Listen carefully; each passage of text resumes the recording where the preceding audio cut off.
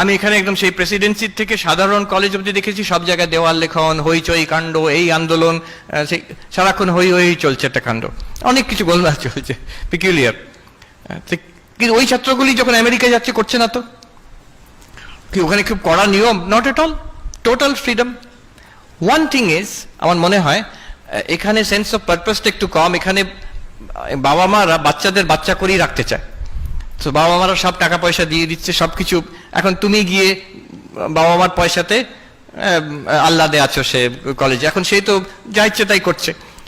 আমেরিকায় আমি দেখেছি কলেজে পড়ছে, আমি হার্ভার্ডে দেখলাম, আমি তো সুখে ছিলাম, আমার তো টাকা দিয়ে দিয়েছে ইউনিভার্সিটির থেকে, কিন্তু অন্য ইয়াং ছেলে মেয়েরা কি প্রেসারে, তাদের খাওয়ার জন্য থাকার জন্য 2-3টে করে চাকরি করছে, টিউশন ফিস দেওয়ার জন্য 2-3টে করে পার্ট টাইম জব করছে। কেউ ওয়েটার স্টারবাক্সে কাজ করছে, কেউ লাইব্রেরিতে কাজ করছে, তাদের একটুও সময় নেই।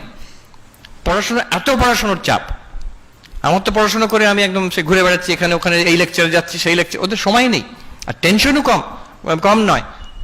লোন নেওয়া আছে, সেটাকে ফেরত দিতে হবে, এরপরে পিএইচডিতে চান্স পাবে কিনা, তারপরে কোথাও চাকরির চান্স আছে কিনা, এইভাবে। তো এই রেসপন্সিবিলিটি খুব কম বয়সে ওদের উপর রেসপন্সিবিলিটি আসে।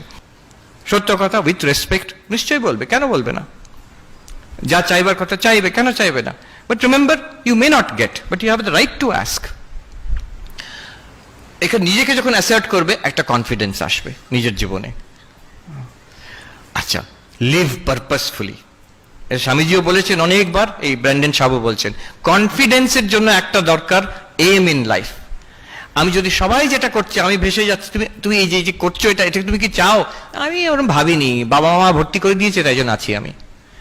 তাহলে কিন্তু কোনোদিন নিজের উপরে কনফিডেন্স আসবে না। বলবে হ্যাঁ আমি চাই, এই ডিগ্রিটা আমি চাই, এই বিদ্যাটা আমি চাই, এই সার্টিফিকেটটা আমি চাই, তাই জন্য আমি করছি। You'll have confidence in your self, একটা এস্টিম আসবে, that I am doing what I want to do, living purposefully.